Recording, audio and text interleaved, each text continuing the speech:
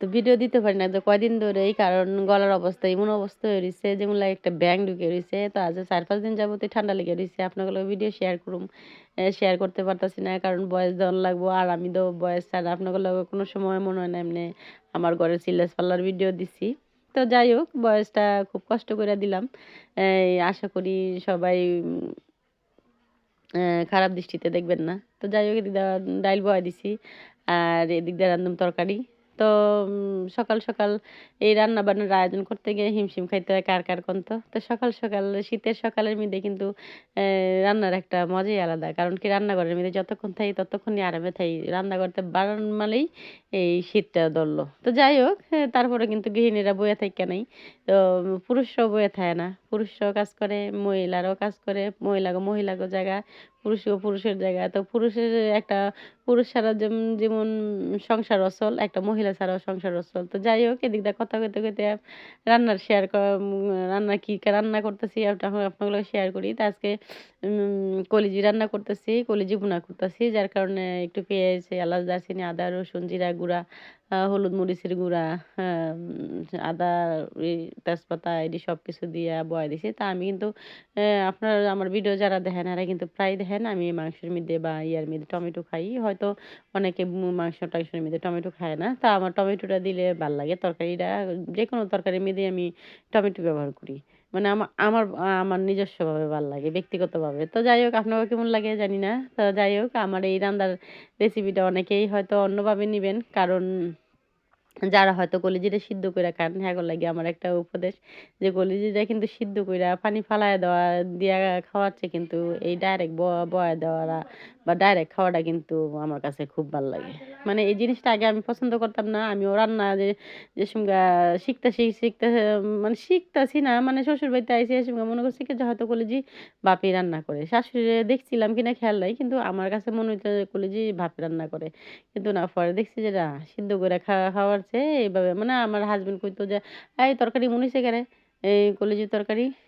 পরে দেখছি না, আসলে সিদ্ধ কইরা পানি ফালায়া দেওয়ার চেয়ে এভাবে খাওয়া বেটার। তো অনেকে হয়তো অন্যভাবে খান।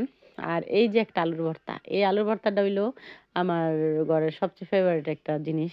আমার ঘরের মানে আলু জাতীয় যেকোনো জিনিস দিলে, মানে যদি হ্যাগো জাতীয় কিছু কথা কয় তাইলে কইবে আলু। মানে যত কিছুর মধ্যেই দেই বা যাই কিছুর মধ্যেই দেই, মানে পারে তো ডালের মধ্যেও হ্যাঁ আলু দিয়ে খায়।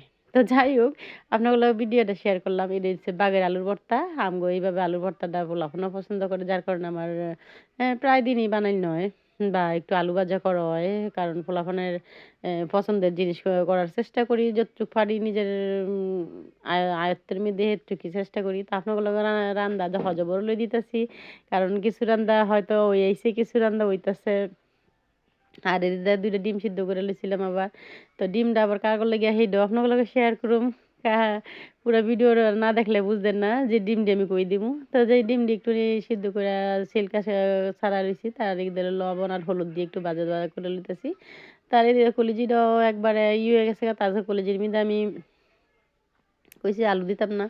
আলু ছাড়াই খামু। কারণ সবসময় আলু দিয়া ভাল লাগে না। তো এর লেগে কইছি যে আলু ছাড়াই খামু। তো না আবার চিন্তা করতেছি যে আলু ছাড়া খামু। পরে চিন্তা করছি আরে না, আলু ভর্তা না বানাইছি, তাহলে আলু ছাড়াই খাই। তো এই যে দেখছেন নি আমার কি এর মধ্যে কি দিতে হয়। তো এইভাবে কারা আমার মতন এই তরকারি এইভাবে দিয়া খান জানায়েন। কারণ এই জিনিসটা করছি বাচ্চারা একবারে ছোট থাকতে। তখন বড় হয়েও করতে হয়। কারণ কি যারা না খায় এরা কিন্তু কোনো কিছুরই আমি মনে করি না গন্ধ সহ্য করতে পারে। আর দেখেন এই যে কলিজির মধ্যে ডিম দিছি, এটা হইলো বড় পোলার আর বাইগনান। হ্যাঁ, কারণ হেরা কলিজি খায় না। তো যাই হোক, জাগলে যারা না খায় হ্যাগরে না খাওয়াই বালা। কিন্তু আমার কথা হইলো কলিজির মধ্যে যদি আমি ডিমই দিলাম তরকারির মধ্যে, তাহলে হেই একই হইলো। ডিমটা খাওয়া আর কলিজিটা খাওয়া এক না? আচ্ছা যাক, ভিটামিন খাইলে খাক, না খেলে না খাক। আমার রান্দার আমি রাইন্দা থইলাম।